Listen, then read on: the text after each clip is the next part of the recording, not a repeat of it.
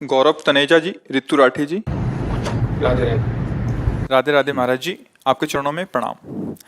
महाराज जी, क्या पति पत्नी का साथ 7 जन्मों का होता है? और अगर पति या पत्नी, ये सब बेकार की बात है। महाराज जी, संसार में ऐसा कहा जाता है।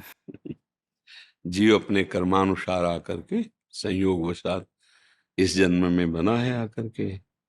अगर परस्पर आसक्त हो गया तो हो सकता है अगला कोई भी योनि मिले। तो जरूरी थोड़ी है, अगर आप स्त्री में आसक्त हुए तो वो पत्नी थोड़ी बनी रहेगी, तुम स्त्री बनोगे जाके। भागवत में कोई भी बात हो उसका प्रमाण होना चाहिए। पुरंजनोपाख्यान है भागवत में, पुरंजनोपाख्यान। उसमें पुरंजन भ्रमण कर रहा था तो एक बहुत सुंदर महल देखा, बगीचा देखा, 9 द्वार का महल, विविध प्रकार की भोग विलास था। उसमें एक सुंदरी को देखा जिसका नाम पुरंजनी था। वो अपने अंगरक्षकों के साथ घूम रही थी, आसक्त हो गया। वो भी स्वीकार कर लिए दोनों। पूरा विवरण वो अध्यात्म का विवरण है। इसी बुद्धि पुरंजनी है और जीव पुरंजन है, और ये 9 द्वारों वाला ये पुर है पूरा। उसमें वो तो बड़ा लंबा विषय है, हम आपको सारांश में बताए।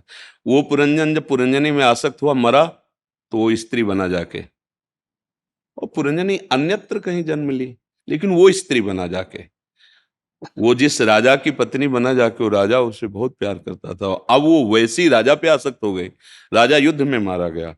अब वो चिता में, उस समय प्रथा थी, तो चिता में जलने के लिए बहुत विकल थी। तो पीछे से आवाज आई, ऐ सुन, मैं तेरा मित्र हूं, मेरी तरफ देख।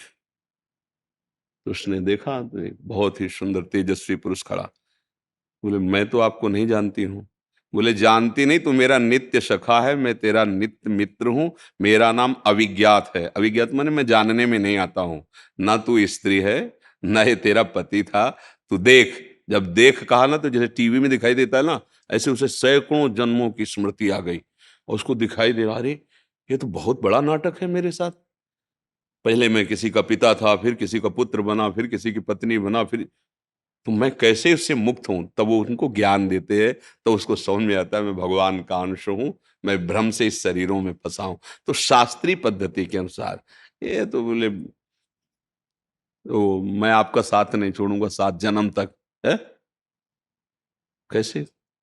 जीव अपनी कर्म की गति के अनुसार। अच्छा, 7 जन्म तक आप जेल जाओगे, भले हो आपकी पत्नी आपको उसको जेल में रखने देगी क्या? कि आप बहुत दोनों प्रेमी जोड़ा हो, आपने कसम खाई है कि 7 जन्म तक, और फिर क्या जन्म जन्म तक, ऐसे नहीं कहते?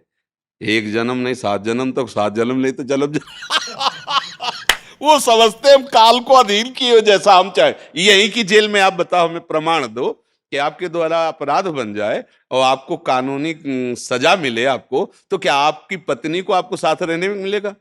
नहीं मिलेगा ना। पत्नी हत्या कर दे किसी की और वो जेल जाए, तो आपको साथ रहने को मिलेगा क्या? तो यही तुम 7 जन्म नहीं निर्वाह कर पा रहे, तो आगे क्या बात? बोलो, फेल हुआ ना ये बात 7 जन्म वाली। आगे तो अलग बात, पत्नी अच्छे कर्म करेगी तो स्वर्ग जाएगी, तुम गलत कर्म करोगे तो नरक जाओगे। वो क्या बनेगी, वो क्या, अलग अलग खेल। एक महात्मा में दृष्टांत में बताया था कि एक गांव के परिवार में संत जन आया करते थे। तो पत्नी बड़ी श्रद्धावान थी, वो सत्संग सुना करती थी। पत्नी के ऐसे भाग्य थे कि पति बहुत ही बहिर्मुख, इधर उधर आचरण करने वाला। पत्नी ने तो गुरु बनाया और नाम जप करना ऐसा। और पति तो बार बार प्रार्थना करते कि देखो, हमारे गुरुदेव भगवान आते रहते हैं, आप उनसे मंत्र ले लीजिए, बिना भजन का जीवन व्यर्थ का जीवन होता है ऐसा। तो एक दिन कहा, ठीक है, आज हम गंगा स्नान करने जाएंगे, अपने गुरु जी से कह देना हमें दे दे मंत्र। स्नान करने जा रहे, 4-5 मित्र, कहाँ जा रहे हो? मैं बोलो, रोज लगी रहती है, गुरु मंत्र ले लोगे तो आज ना। अरे कहा है, जहाँ वो ऐसे बहिर्मुख पुरुषों का संग, फिर उसकी श्रद्धा बदल गई। अरे कौन फंसे, ये नियम वो नियम, इतना जप इतना, ये सब हमसे नहीं होगा। घर आया और पत्नी को डांट लगाई, हमसे नहीं होगा। कुछ दिनों बाद शरीर छूटा। पति में प्रियता होने के कारण वो भजन का वास्तविक लाभ नहीं ले पाई। वो एक राजा की राजकुमारी हुई जाकर के, और उसका पति हाथी हुआ जाकर के। अब वो पशु देह में जब वो राजकुमारी को देखता, तब उसको समझ, ये मेरी पत्नी है। उसको पत्नी के भजन के प्रभाव से संबंध का बहुत बड़ा लाभ मिलता है। वो तो ये तो राजकुमारी हुई और मैं हाथी के शरीर में हो गया। अब जैसे जैसे नौ किशोर अवस्था हुई, अब वो राजकुमारी का स्वयंवर, तो हाथी ने भोजन छोड़ दिया, खाना पीना छोड़, क्योंकि उसको पता यार इतना हमें प्रेम करने वाली पत्नी अब दूसरा कोई वरण करेगा। राजा के बहुत वैद्य जो पशु सेवा चिकित्सा वाले थे, उन्होंने बताया बचेगा नहीं, कुछ खा पी नहीं रहा, ऐसा है। राजकुमारी पवित्र दृष्टि के भगवत भजन करने वाली थी, बोले हमें कुछ मिनट के लिए इस एकांत, इस जो हाथी का किशोर है इससे बात करने दीजिए, ये ठीक हो जाएगा बात करने मात्र से। नजदीक गई और कहा भगवत कृपा से, गुरु कृपा से तुम्हारे लिए ही हमारा जन्म हुआ है, क्योंकि तुम भजन नहीं किए। देखो तुम हाथी बने ना, हम किसी और के गले में माला नहीं डालेंगे, आपके ही गले में डालेंगे। पर अब आप जो गुरु मंत्र हमें मिला था वो हम आपको दे रहे हैं, अब चुपचाप जो मंत्र आपको हम सुनाई दे रहे हैं उसका आप जैसे बने तैसे चिंतन करो और भोजन शुरू करो। हम इतना भजन करेंगे कि अब आपको भी ले जाएंगे भगवत धाम में। वो राजकुमारी बनी, वो हाथी बना, पर भजन का फल ये था कि दोनों का पुनः संयोग हुआ।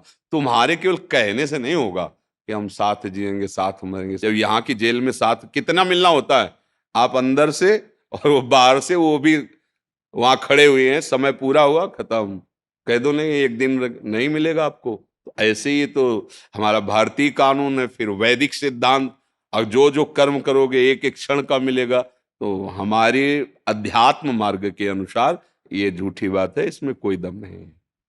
देखो हम सब भगवान के अंश, जैसे तरंगे होती है ना समुद्र की, ऐसे हम तरंगे हैं। आप अगर इनमें भगवत भाव करें और ये आप में भगवत भाव करें तो दोनों सदा के लिए एक जगह जा सकते हैं। स्त्री भाव पुरुष भाव से नहीं, ये विनाशशील भाव है कि मेरे प्रभु मुझे सुख देने के लिए, प्यार करने के लिए इस रूप में आए, और ये आप पर भावना करे कि मेरे प्रभु मेरे पति के रूप में आए हैं।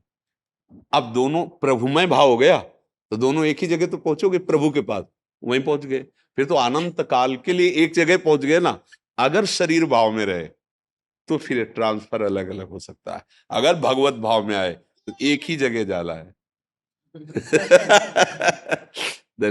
एक दूसरे में भगवत भाव, कभी आपस में किसी भी बात को लेकर ऐसा वैर विरोध ना हो कि आपस के प्रेम में, आज जीवन प्रेम में मिला है, थोड़ी बात सहन कर लिया, थोड़ी आप सहन कर ली, दोनों प्यार से आगे बढ़ते हुए देखो भगवान आए इन रूपों में। हाँ, इनको दुलार कर, ठीक है। धन धन धन